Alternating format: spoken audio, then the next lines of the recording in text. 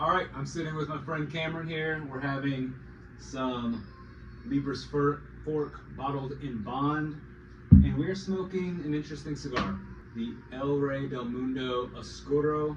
I'm about done with it. We've been smoking it for a while.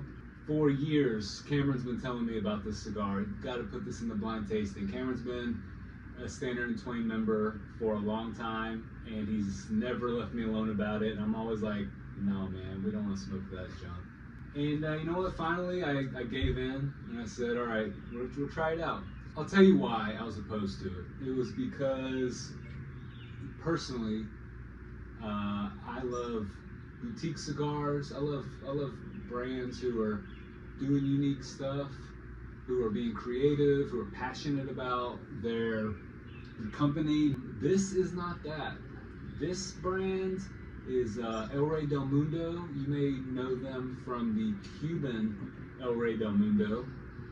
This is not that. This is a non-Cuban version. How does that work? Cuban copyrights don't matter in the States. So you've got brands like Monte Cristo and Romeo, all those brands that are basically just stolen from the Cuban companies and from the Cuban government and made and sold here. And because they're in Cuba, they're like, well, what are you gonna do about it? Same thing here. So it's basically just a ripoff. I didn't support it. But Cameron, he pressed on, and I said, fine. You know what? Damn it. This is, after all, what Standard & Twain stands for. We're not about the freaking brands. We're about the tobacco. Let's give it a try. Not only that, but it is a budget cigar. We like to mix up our prices, but as much as we can, we like to give value to you guys, get as much as we can cigars that are in the 10 to 13, even $15 plus. We had that Padron last month. It was a $17, $18 cigar. Again, this is not that.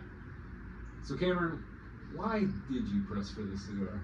So, you fought me on a long time for this because I think you were primarily worried about the value proposition for the subscribers, right? You feel like, well, I'm paying X a month. I want to be sure that what I get out of it is worth what I'm trading, and the experience of going to the humidor, looking around, checking out the labels, looking at the boxes. That experience, I'm putting that aside. Am I also getting a decent deal on what we're doing here? And so I told you that this is the essence of what Standard & Twain is. And so the storyline on these cigars, my dad and I, we used to buy these packages from JR Cigar, and JR Cigar is a depot, let's call it. And so on the way from our house in Charlotte, North Carolina, to Greensboro to go see our grandparents, we would pass JR Cigars. JR sold, they had what they claimed was the world's largest humidor. I have not fact-checked that, but from my experience, it's the biggest one I've been to. Yeah, okay. They also sold Wrangler jeans. You could buy a handle of cologne. Yeah, okay. You could get what you needed at JR Cigar. And so part of one of the packages they sold was something called Consuegras. And they were seconds. Consuegras? Okay. Are you asking me? I'm not familiar with them. I think Consuegras, okay. right? And so they were a package of seconds from a number of companies that JR's either sold or carried.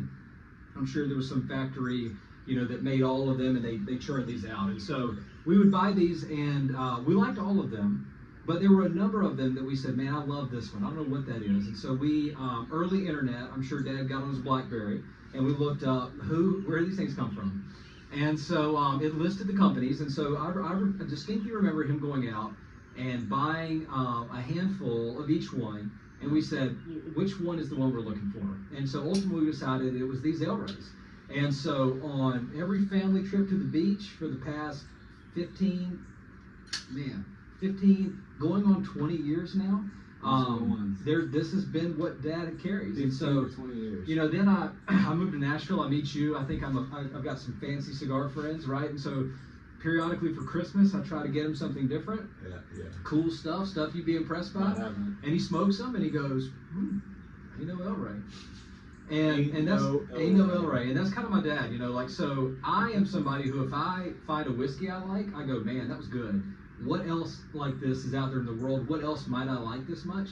When Dad finds something he likes, he goes, that's my whiskey. And so, this and Elijah Craig was the combo, the number one for years. That kind of transition to Buffalo Trace, and that's what I think about this cigar as, right? So like if you're coming over and I want to impress you, this is not what I'm getting out. But if guys are coming over and they're into cigars, I've got 20 of these in the box, and I'm passing these out, or these are in the golf bag when we're going out. And so a little bit ago we were chatting, and you compared this to like, you're like, this is the light beer, this is the Miller Lite, the whatever of the humidor. Before I smoked it, to be fair. True, before you smoked it. And so, and I'm not offended by that, because you got to have a garage beer. You know, Absolutely, like absolutely. What's in the garage when you're wrenching on the truck and you just need to pull something out. That to Nothing wrong me, with the cold brew. that's what this is. Yeah. And so it's a combination of the right value for the right kind of moment. Look, this is not a bad cigar by any means. In fact, it's pretty damn good. Like, I don't know, it may be the best $6 to $7 cigar you can find. It is. It's now, you know, with a cigar at this cost, you're not going to get a lot of. You smoke this next to that Padron that we smoke, and it's not going to be the same. The Padron is going to be complex. You're going to get lots of different flavors. This guy, pretty consistent, but that consistency, again, it's like drinking a cold Bud Light. That's right. And it's sweet. It's nice. It's got a little bit through the nose. It's a medium bodied, and it's a big cigar too. And I've smoked this whole thing, and I'm good to smoke it for another inch or two. Like, It'll get you through an hour and a half conversation with somebody for sure. Yeah. If you milk it, you've been chiefing that one a little bit, and so we it's run nice, through what that a can I minute. say? But yeah, and you know, I'm a brand guy. I like fancy things. I'm a member of the Finer Things Club for Yeah. sure.